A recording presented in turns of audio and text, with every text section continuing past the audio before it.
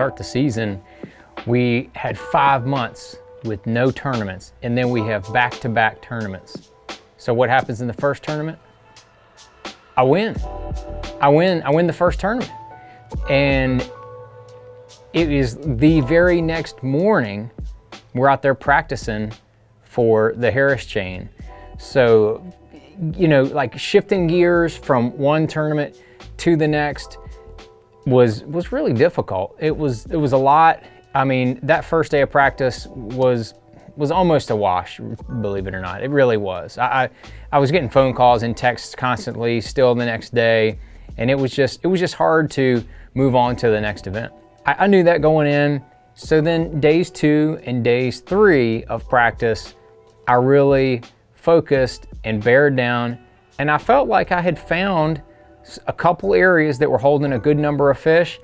I had not caught any big, now Harris chain has giants in it, just like St. John's, and I had not caught any of those big ones while I was fishing, or I had not found any big ones on beds. And I knew that was a problem, but if I had a couple areas that had a lot of fish, so that's really where I put my focus. All right, here we are with the first day of Harris Chain of Lakes, getting ready to get out here. Got David Mullins coming by, he's gonna harass us. There he is. Champ, good luck, champ. Thank you, bro. Apparently, it's the reigning champion from last week. So we've got to mix it up, see what we can get going today. We got my man Jake back with us again, so we're going to have some fun and see what kind of fish we can catch. And hopefully we can try to stay ahead of this guy, because he's going to sack him, I can promise you. Old Mr. Cox over there, he's going to sack him up.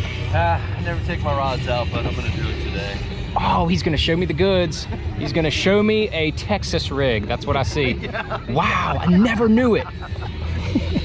We're screwed now.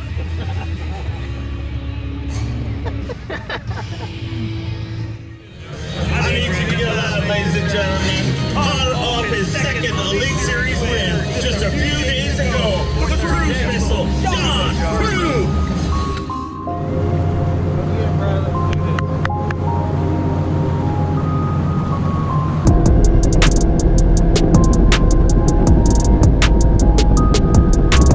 Day 1, I started in an area that I felt like had the best cover that I had found. It was a huge hydrilla bed.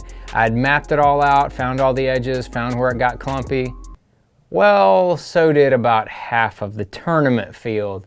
So the first day I go there and I sit down, and then the boats just keep rolling in and rolling in and rolling in. I felt like I was on Caddyshack. Basically the only productive patch of hydrilla on the lake, I believe, and everybody in the field looks like it's found it. There's, I don't know, 15 tournament boats, a dozen tournament boats just right here alone.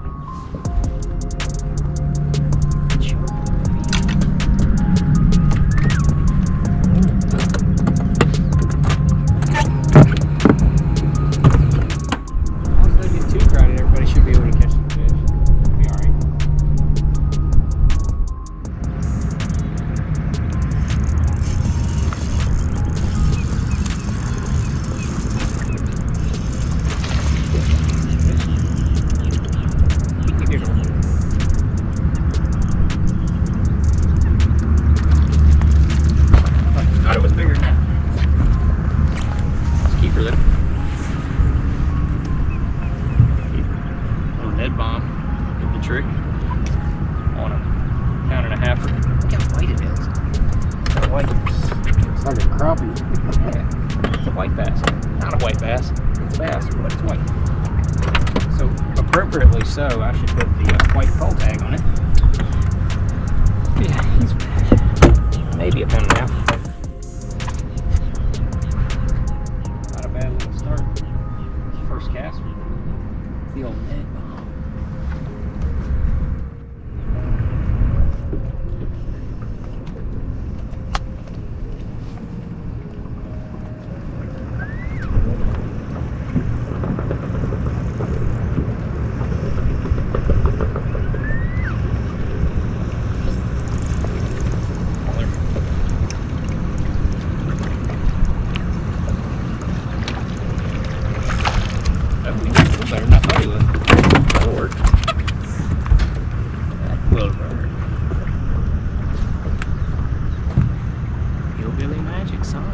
Good magic. Oh, that's a little chunk right there. Oh, it is. Contrary to what you might think, you don't want, with a Ned rig, you don't want mega light lines. 6 pound, 8 pound, like the lightest you want to go. Usually, you 8 or 10 liter is best because you don't want that bait to like fall super fast. You want to let it kind of glide down slowly. That's kind of the deal. I learned that from Ned Cady himself. I had a long conversation with him on the phone.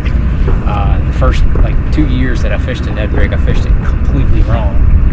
And then he kind of clued me in on the deal. So, pretty cool.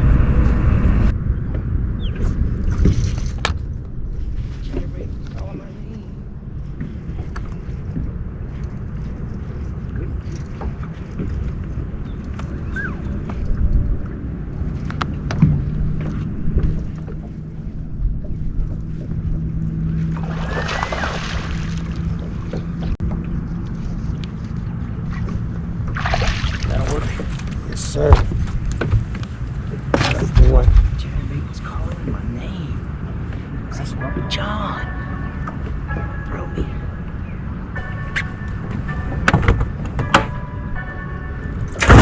Get in there with your friends.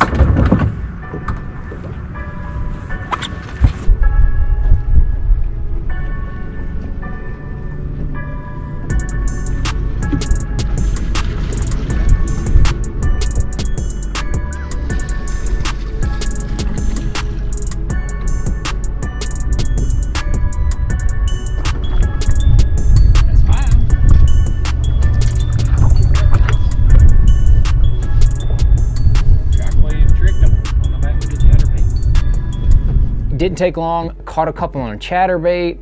Once the boats start rolling in, I pull out a Ned rig, get that going a little bit. I start switching back and forth.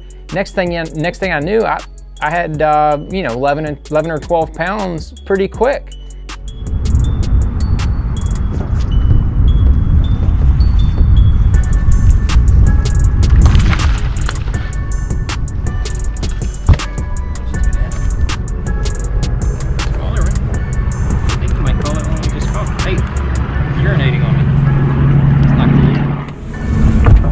Bigger. Yeah. Well, yeah, definitely bigger than that guy. Here it is. That's the one we need there. Come on.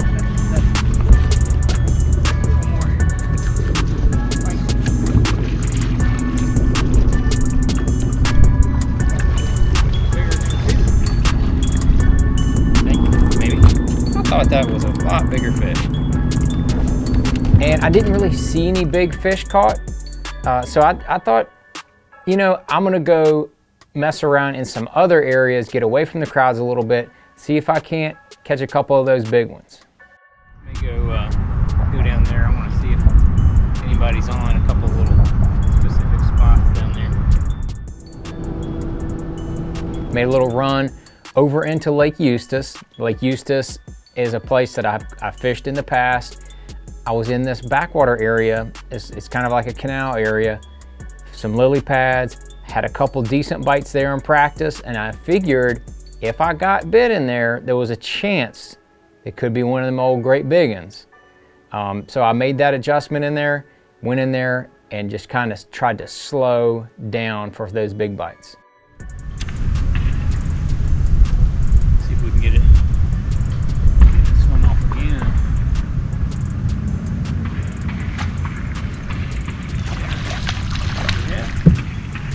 Buck, that won't help, but you know what it is. It's what you thought it was. It's what I thought it was.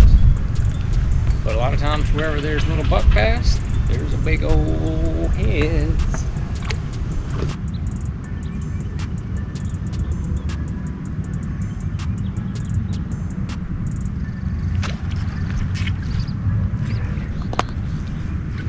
Come on. Gone.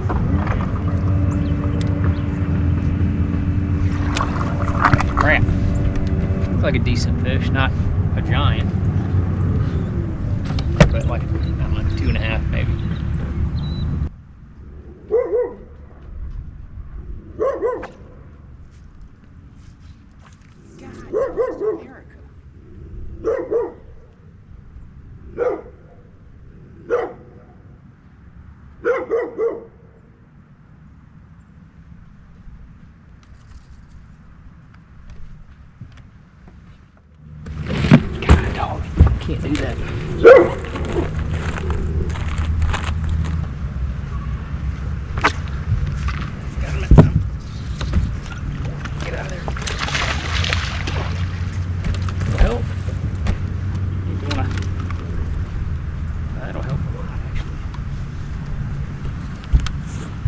retied.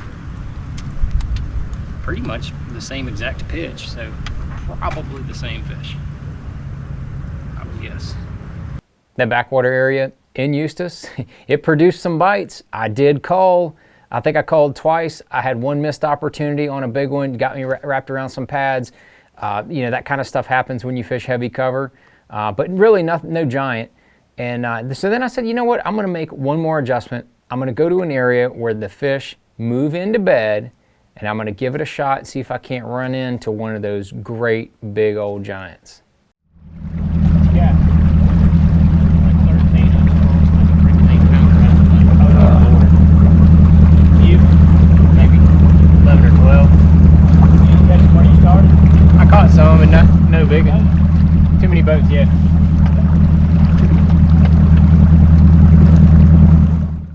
I got through the area where I thought all the fish were gonna be, and I really didn't see anything that was gonna help me. I caught a couple small ones, and then I get towards the back and I see a giant.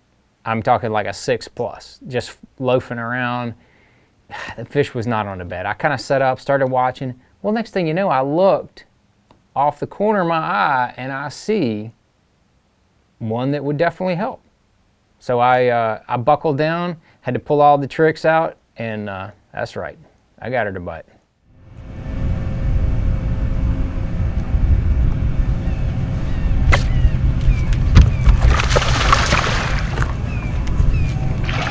Attaboy. That's what I'm talking about. That right there. Look at that, right inside of the mouth. The old missile baits. Destroyer, baby. Save the day on that one. That'll work. That was nice, dude. Yeah, I was just leaving that bad boy in there. Just leaving it. Oh, you just left it. I just let Didn't move it it, sit. nothing? That sucker went thunk. And I reeled up and I could feel it swimming. She had it too, didn't she? I was like, yep. That was nice. I was idling out of that area, and I felt pretty good about the decisions. I'd called up each time I'd moved. I figured I had 13 or 14 pounds, and that's right about what I had on day one. So that left me a little outside of the cut, and I knew that going into day two, I needed to step it up just a little bit. I think our streak may be over today. Might be. Hey, 4 days in a row is pretty damn good though, man. Yeah. All right, here we are, day two. We got Lisa telling us announcements. Marshall, there is a Marshall meeting after But the weigh-in. we are worried about catching bass today. We're over here talking to GDP. What's up, guys? What's up? We both had like 13 something yesterday, so we got to step our game up just a little bit.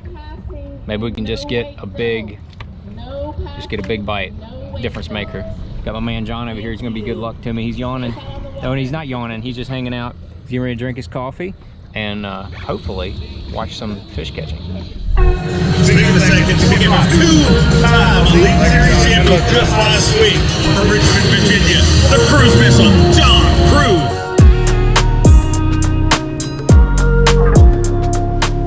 Day two, I show back up in the same area on the same little cut, and you know, we're fishing all around other people. Ray Hanselman, who was in like second place, was fishing exactly where I wanted to start. So I just said, you know, hey Ray, you know, where do you want, man? I just fish around you, no big deal. And then Ike Canelli was there. He was there the day before, and I just figured once I kind of settled into a little piece of real estate on my own, it was going to be, you know, just like the day before. I was going to start smashing them. After fishing for a while, I did not start smashing them. It was a very slow morning. By the time I had a limit the day before, I think I only had maybe one fish.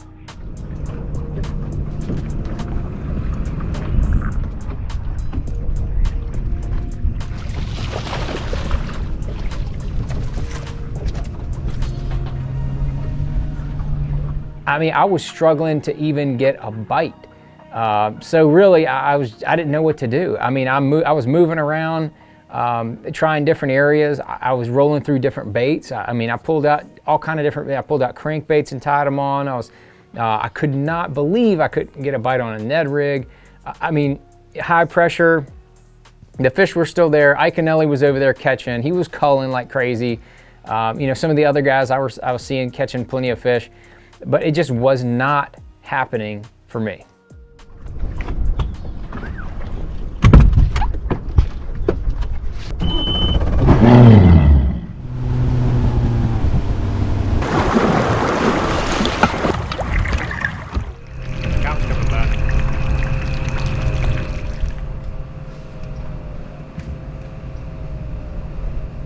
Thanks for that timely hint.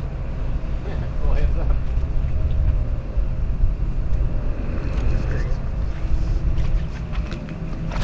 Oh, nice one. Oh yeah. Oh yeah. How about a smile with this? Yes, sir. How big? Oh, isn't that nice? Yeah, maybe 2 pounds, maybe. Yeah. Hey, have a good day, You guys John. bring me luck. You just come out and then turn around and come back this way and then come back that way. We can do that. Have a good day, John. Yes, sir. You too. Thank you.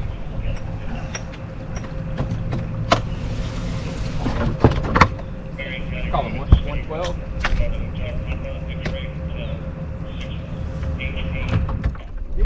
I just ran into that canal in there and caught 1. The other day I caught 3 in there pretty quick, so I thought I could just catch something. How big was it? A couple. Why? Uh-oh, there's one, Ed. Oh, come on.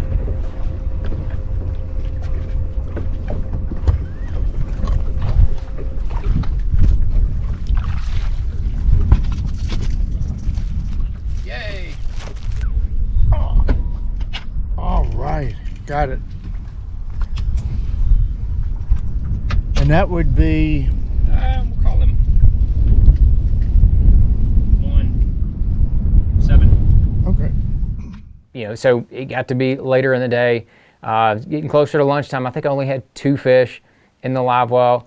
Picked up my 3rd fish somewhere along the lines, and I told my marshal, I said, man, I'm gonna go to this area that I know I can get some bites. I got, you know, 5 or 6 bites in about an hour, hour and a half, but none of them were very big in practice. I'm gonna just go there and fill out my limit and maybe cull up some, maybe get lucky and get a big bite. Let's see, you know, let's see what happens. Just started to move around within that canal system, and next thing you know, I spotted an old biggin on the bed.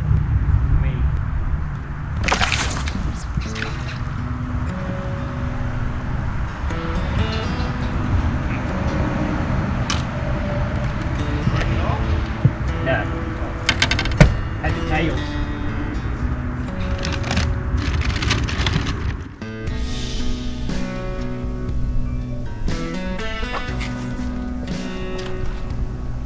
I lean back on that fish. Next thing you know, there's a huge boil, and my lure comes flying out of its mouth. I'm just beside myself because that can be disaster. That can, a lot of times that can, you know, mess everything up. I reeled my bait in, and then I realized that the fish had bitten my worm right behind the hook. So when I leaned back, that fish had that worm in its mouth, and it spun the fish around. The fish did that big boil. I never hooked the fish, and I looked and looked and looked. The fish did not come back. I said, I'm gonna give this fish some time. I went fished around for about 20 or 30 minutes. If that fish is gonna come back, he'll come back pretty quick. Ran around there in that back of that canal, came back. The fish was gone. Man, my heart was just sunk. It was like somebody had run over my dog. I felt terrible.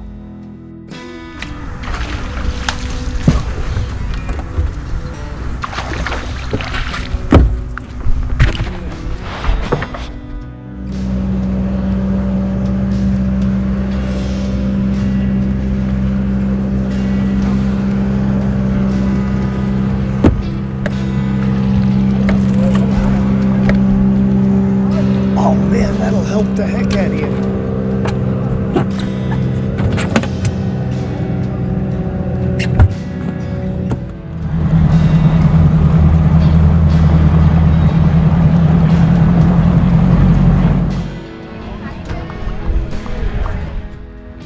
Well, we just finished wrapping up this derby. I weighed in 9:11. I had a little bit of last minute excitement. That was cool. But we got a disaster on the front deck. Gonna get all that stuff straight. I think I ended up in the 70s, something like that. Not very good. I'm gonna get in the truck, finish this up, turn down the Rage Against the Machine. But a little disappointing. Not gonna lie. You know, winning last week was awesome. You can't win every week, but you gotta figure it out. You know, like, you know, last week I kept adjusting, and this week I made a bunch of adjustments, more today, and just didn't really work out. I mean, I had to make some adjustments just to catch a limit, and called 4 or 5 times, whatever it was. I don't even know if the footage came through.